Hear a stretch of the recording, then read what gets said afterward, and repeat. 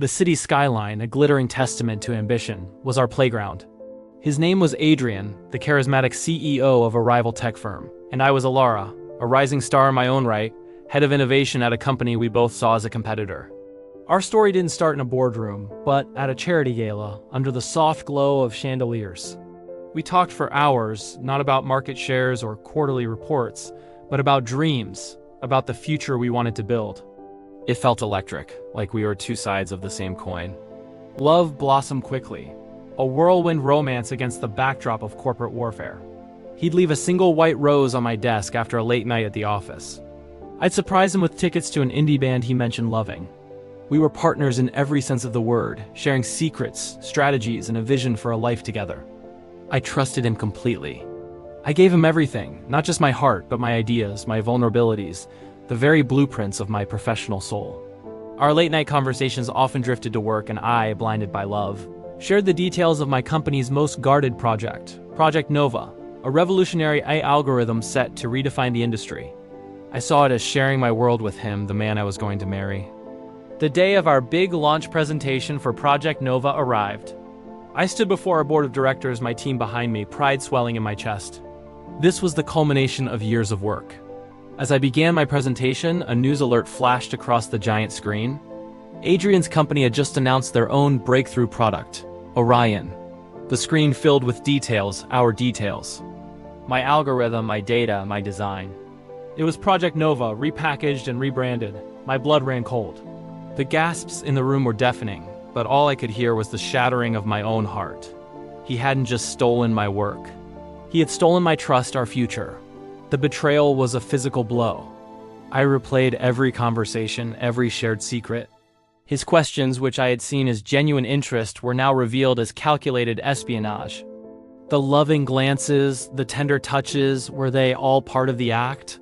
The world I had built with him crumbled into dust. My company was in turmoil, my career was on the line, and the man I loved was a phantom, a thief hiding behind a charming smile. I called him, my voice shaking with a rage I didn't know I possessed. He was calm, collected, almost bored. He told me it was just business. "Don't take it personally, Alara," he said, his voice void of the warmth I once cherished. Just business, those two words ignited a fire within me. For weeks I was adrift in a sea of despair. My team looked to me for answers I didn't have. The board was considering legal action, but the fight would be long and expensive with no guarantee of success. They had covered their tracks well, tweaking just enough of the code to create plausible deniability. One night, staring at my reflection, I saw not a victim, but a fighter. He thought he had broken me. He was wrong.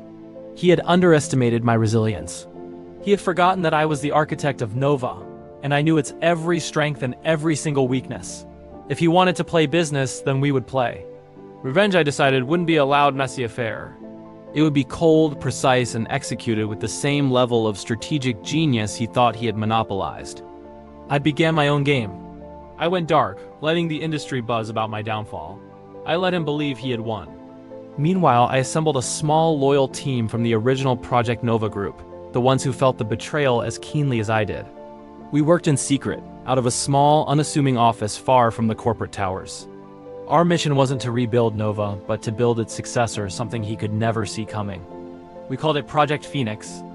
While Adrian was celebrating his victory, basking in the media spotlight and a soaring stock price, I was exploiting the very backdoor I had built into Nova's original architecture, a failsafe, a developer's secret signature. He had stolen the house, but I still held a master key. I didn't use it to sabotage him directly. That was too crude, too obvious. Instead, I used it to observe. I watched his data flows, his user engagement, his expansion strategies. I learned his entire business model from the inside out. He had taught me a valuable lesson. Knowledge is power. And I was becoming all-powerful. Project Phoenix was designed to be everything Orion wasn't. While his platform was rigid, ours was adaptable. While he focused on mass data collection, we focused on user privacy and ethical AI, a growing concern in the market that he had arrogantly dismissed. We built a superior product, not by a small margin, but by a quantum leap.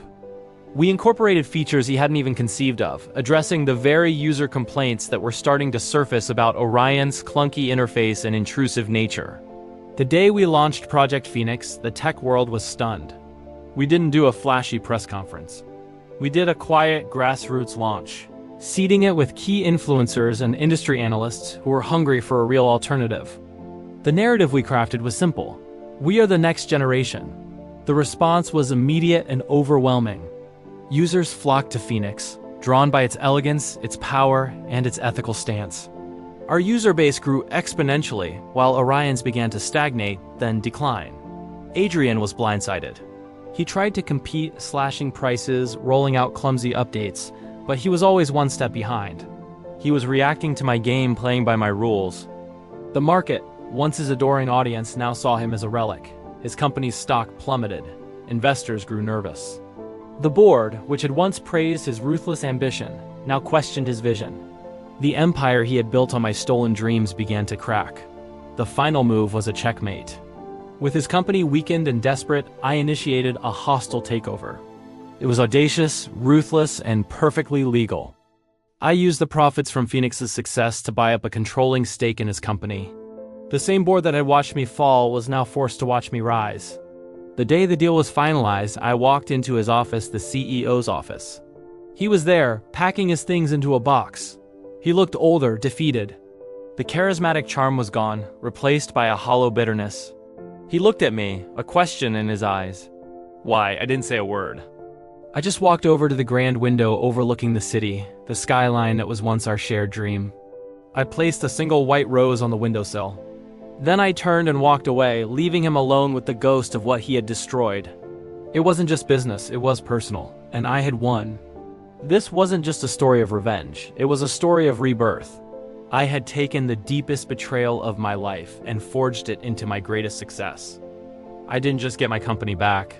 I built an empire of my own on my own terms. Thank you for watching. If you were inspired by this story of resilience, don't forget to like this video, subscribe to the channel, and hit that notification bell so you never miss our next upload. See you next time.